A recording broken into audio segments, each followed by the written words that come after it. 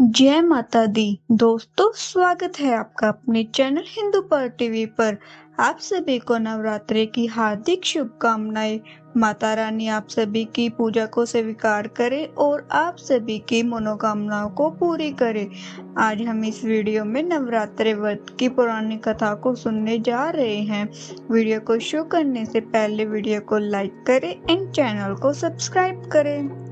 नवरात्र व्रत की विधि। इस व्रत में उपवास या फलाहार आदि का कोई विशेष नियम नहीं है।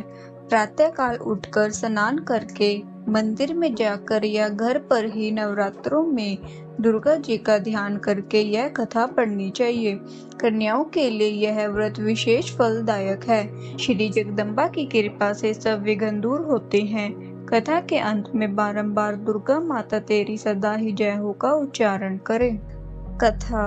बृहस्पति जी बोले, हे ब्रह्मा जी, आप अत्यंत बुद्धिमान, सर्वशास्त्र और चारों वेदों को जानने वालों में श्रेष्ठ हैं। हे प्रभु, कृपया करके मेरे वचन सुनो। चैत, अश्विन माघ और आषाढ़ मास के शुक्ल पक्ष में नवरात्र का व्रत और उत्सव क्यों किया जाता है? हे भगवान, इस व्रत का फल क्या है? किस प्रकार करना उचित है? और पहले इस व्रत को किसने किया है, सो विस्तार से कहो।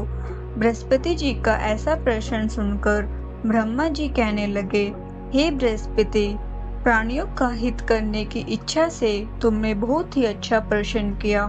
जो मनुष्य मनोरथ पूर्ण करने वाली दुर्गा, महादेवी, सूर्य और नारायण का ध्यान करते हैं, वे मनुष्य धन्य हैं। यह नवरात्र व्रत संपूर्ण कामनाओं को पूर्ण करने वाला है। इसको करने से पुत्र चाहने वाले को पुत्र, धन चाहने वाले को धन, विद्या चाहने वाले को विद्या एवं सुख चाहने वाले को सुख मिल सकता है। इस व्रत को करने से रोगी मनुष्य का रोग दूर हो जाता है और कारागार में पड़ा हुआ मनुष्य बंधन से छूट जाता है। मनुष्य की तमाम विपत्तियां दूर हो जाती है और उसके घर में संपूर्ण संपत्तियां आकर उपस्थित हो जाती है। बंध्या और काक बंध्या के इस व्रत के करने से पुत्र हो जाता है। समस्त पापों को दूर करने वाले इस व्रत के करने से ऐसा कौन सा मनोरथ है जो सिद्ध नहीं हो सकता? जो मनुष्य इस अलभ्य मनुष्य देह को पाकर भी नवरात्र का व्रत नहीं करता, वह माता पिता से हीन हो जाता है, अर्थात उसके माता पिता मर जाते हैं और वह अनेक दुखों को भोगता है। उसके शरीर में कुष्ठ हो जाता है और अंगहीन हो जाता है। उसके संतान उत्पत्ति नहीं होती। इस प्रकार वह मूर्ख अनेक दुखों को भोगता है। इस व्रत को न करने से निर्दय मनुष्य धन और धान्य से रहित भूख और प्यास के मारे पृथ्वी पर घूमता है और गूंगा हो जाता है। जो सुहागिन स्त्री भूल से इस व्रत को नहीं करती है, वह पति से हीन होकर नाना प्रकार के दुखों को भोगती है। यदि व्रत करने वाला मनुष्य सारा दिन का उपवास न कर सके तो एक समय भोजन करे और उस दिन बांधवों सहित नवरात्र व्रत की कथा श्रवण करे। हे बृहस्पति, जिसने पहले इस महाव्रत को किया है, उसका पवित्र इतिहास मैं तुम्हें सुनाता हूँ। तुम सावधान होकर सुनो। इस प्रकार ब्रह्मा जी के वचन सुनकर बृहस्पति जी बोले, हे ब्राह्मण, मनुष्यों का कल्याण करने वाले इस व्रत के इतिहास को मेरे लिए कहो। मैं सावधान होकर सुन रहा हूँ। आपकी शरण आए हुए मुझ पर कृपा करो। ब्रह्मा जी बोले, पीठत नाम के मनोहर नगर में एक अनाथ नाम का ब्राह्मण रहता था। वह भगवती दुर्गा का भक्त था। उसके संपूर्ण सद्गुणों से युक्त मानो ब्रह्मा की सबसे पहली रचना हो, ऐसी यथार्थ नाम वाली सुमति नाम की एक अत्यंत सुंदर कन्या पैदा हुई। वह कन्या सुमति अपने घर के बालकपन में अपनी सहेलियों के साथ क्रीड़ा करती हुई इस प्रकार बढ़ने लगी जैसे शुक्ल पक्ष में चंद्रमा की कला बढ़ती हो। उसका पिता प्रतिदिन दुर्गा जी का होम और पूजा किया करता था। उस समय वह भी नियम से वहां उपस्थित होती थी। एक दिन वह सुमति अपनी सखियों के साथ खेलने लग गई और भगवती के पूजन में उपस्थित नहीं हुई।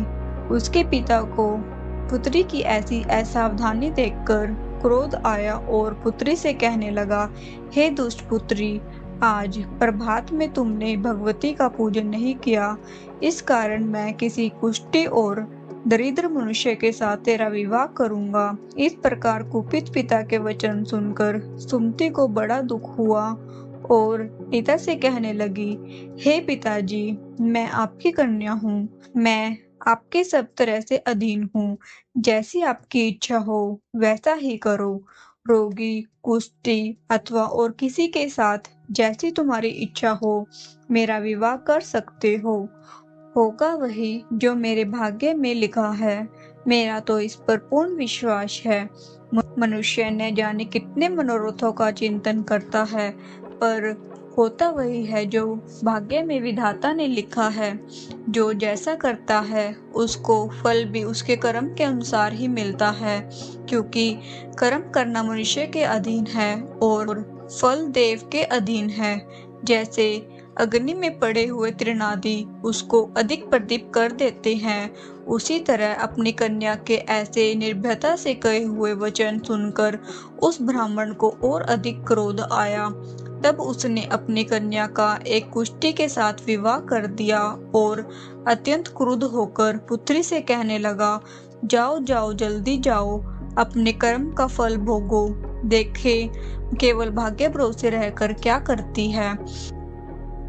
इस प्रकार से कहे हुए पिता के कटु वचनों को सुनकर सुनती अपने मन में विचार करने लगी कि अहो, मेरा बड़ा दुर्भाग्य है जिससे मुझे ऐसा पति मिला।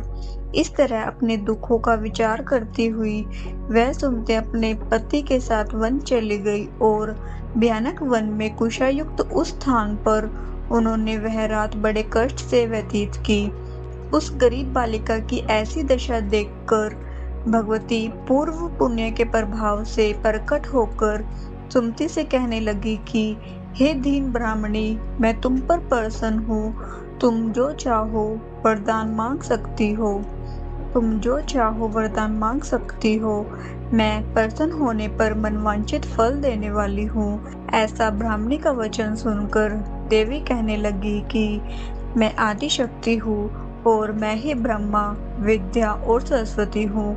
मैं प्रसन्न होने पर प्राणियों का दुख दूर कर उनको सुख प्रदान करती हूँ। हे ब्राह्मणी, मैं तुझ पर तेरे पूर्व जन्म के प्रभाव से प्रसन्न हूँ। तुम्हारे पूर्व जन्म का वृत्तांत तुम्हें सुनाती हूँ, सुनो। तू पूर्व जन्म में निषाद की स्त्री थी और अति पतिव्रता थी। एक दिन तेरे पति निषाद ने चोरी की। चोरी करने के कारण तुम दोनों को सिपाहियों ने पकड़ लिया और ले जाकर जेल खाने में कैद कर लिया। उन लोगों ने तेरे को और तेरे पति को भोजन भी नहीं दिया। इस प्रकार नवरात्र के दिनों में तुमने न तो कुछ खाया और न ही जल पिया, इसलिए 9 दिन तक नवरात्र का व्रत हो गया। हे ब्राह्मणी, उन दिनों में जो व्रत हुआ उस व्रत के प्रभाव से प्रसन्न होकर तुम्हें मनवांछित वस्तु दे रही हूँ। तुम्हारी जो इच्छा हो सो मांगो। इस प्रकार दुर्गा के कहे हुए वचन सुनकर ब्राह्मणी बोली, तो हे दुर्गे, मैं आपको प्रणाम करती हूँ। कृपा करके मेरे पति के कोढ़ को दूर करो। देवी कहने लगी कि उन दिनों में से जो तुमने व्रत किए थे, उन व्रतों में से एक दिन के व्रत का पुण्य अपने पति का कोढ़ दूर होने के लिए अर्पण करो। मेरे प्रभाव से तेरा पति कोढ़ से रहित और सोने के समान शरीर वाला हो जाएगा। ब्रह्मा जी बोले। इस प्रकार देवी का वचन सुनकर वह ब्राह्मणी बहुत प्रसन्न हुई और पति को निरव करने की इच्छा से ठीक है ऐसा बोली। तब तक उसके पति का शरीर भगवती दुर्गा की कृपा से कुष्ठहीन होकर अति कांति युक्त हो गया, जिसकी कांति के सामने चंद्रमा की कांति भी क्षीण हो जाती है। वह ब्राह्मणी पति की मनोहर देह को देखकर देवी को अति पराक्रमी समझकर स्तुति करने लगी कि हे दुर्गे, आप दुर्गत को दूर करने वाली, तीनों जगत का संताप हरने वाली, समस्त दुखों को दूर करने वाली, रोगी मनुष्य को निरोग करने वाली, प्रसन्न होने पर मनवांछित वस्तु को देने वाली और दुष्ट मनुष्य का नाश करने वाली हो। तुम ही सारी जगत की माता हो। हे अम्बे, मुझ अपराध रहित अबला को मेरे पिता ने कुष्ठा के साथ विवाह कर मुझे घर से निकाल दिया। मैं उसकी निकाली हुई पृथ्वी पर घूमने लगी। आपने ही मेरा इस आपत्ति रूपी समुद्र से उद्धार किया है। हे देवी, मैं आपको प्रणाम करती हूँ। मुझ दीन की रक्षा करो। ब्रह्मा जी बोले, हे बृहस्पति। इसी प्रकार उस सुमति ने मन से देवी की बहुत स्तुति की। उससे की हुई स्तुति सुनकर देवी को बहुत संतोष हुआ और ब्राह्मणी से कहने लगी कि हे ब्राह्मणी, तुम्हारे उदल्य नाम का एक अति बुद्धिमान, धनवान, कीर्तिवान और जितेंद्रिय पुत्र शीघ्र ही होगा। ऐसा कहकर वह देवी उस ब्राह्मणी से फिर कहने लगी कि हे ब्राह्मणी, और जो तेरी इच्छा हो वही मनवांछित वस्तु मांग सकती हो।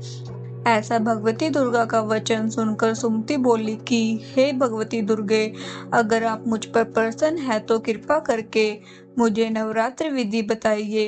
हे दयावती, जिस विधि से नवरात्र व्रत करने से आप प्रसन्न होती है, उस विधि को और उसके फल को मेरे लिए विस्तार से वर्णन करें। इस प्रकार ब्राह्मणी के वचन सुनकर दुर्गा कहने लगी कि हे ब्राह्मणी, मैं तुम्हारे लिए संपूर्ण पापों को दूर करने वाली नवरात्र व्रत की विधि को बतलाती हूँ, जिसको सुनने से तमाम पापों से छूटकर मोक्ष की प्राप्ति हो जाती है। अश्विन मास के शुक्ल पक्ष की प्रतिपदा से लेकर 9 दिन तक विधि पूर्वक व्रत करे। यदि दिन भर का व्रत न कर सके तो एक समय का भोजन करे। पढ़े लिखे ब्राह्मणों से पूछकर घट स्थापना करे और वाटिका बनाकर उसको प्रतिदिन जल से सींचे। माँ काली, महालक्ष्मी और महासरस्वती की मूर्तियां बनाकर उनकी नित्य विधि सहित पूजा करे और पुष्पों से विधि पूर्वक अर्घ्य दे। बिजोरा के फूल अर्घ्य देने से रूप की प्राप्ति होती है। जायफल से कीर्ति, दाख से कार्य की सिद्धि होती है। आंवले से सुख और केले से भूषण की प्राप्ति होती है। इस प्रकार फलों से अर्घ्य देकर यथाविधि हवन करे। खांड, घी, गेहूं, शहद, जौ, तिल, बिंब, नारियल, दाख और कदम इनसे हवन करे। गेहूं होम करने से लक्ष्मी की प्राप्ति होती है। खीर व चंपा के पुष्पों से धन और पत्तों से तेज और सुख की प्राप्ति होती है।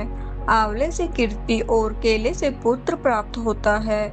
कमल से राज सम्मान और दाखों से सुख और संपत्ति की प्राप्ति होती है। खांड, घी, नारियल, शहद, जौ और तिल इनसे तथा फलों से होम करने से मनवांछित वस्तु की प्राप्ति होती है। व्रत करने वाला मनुष्य इस विधान से होम कर आचार्य को अत्यंत नम्रता के साथ प्रणाम करे और यज्ञ की सिद्धि के लिए उसे दक्षिणा दे। इस महाव्रत को पहले बताई हुई विधि के अनुसार जो कोई करता है उसके सब मनोरथ सिद्ध हो जाते हैं, इसमें तनिक भी संशय नहीं है। इन 9 दिनों में जो कुछ दान आदि किया जाता है उसका करोड़ों गुना मिलता है। इस नवरात्र के व्रत करने से ही अश्वमेध यज्ञ का फल मिलता है। हे ब्राह्मणे, इस संपूर्ण कामनाओं को पूर्ण करने वाले उत्तम व्रत को तीर्थ, मंदिर अथवा घर में ही विधि के अनुसार करे। ब्रह्मा जी बोले, हे बृहस्पति, इस प्रकार ब्राह्मणी को व्रत की विधि और फल बताकर देवी अंतर्ध्यान हो गई। जो मनुष्य या स्त्री इस व्रत को भक्ति पूर्वक करता है वह इस लोक में सुख को पाकर अंत में दुर्लभ मोक्ष को प्राप्त करता है। हे बृहस्पति, इस दुर्लभ व्रत का महात्म्य मैंने तुम्हारे लिए बतलाया है। ऐसे ब्रह्मा जी के वचन सुनकर बृहस्पति जी आनंद के कारण रोमांचित हो गए और ब्रह्मा जी से कहने लगे कि हे ब्रह्मा जी, आपने मुझ पर अति कृपा की, जो अमृत के समान इस नवरात्रि व्रत का महात्म्य सुनाया।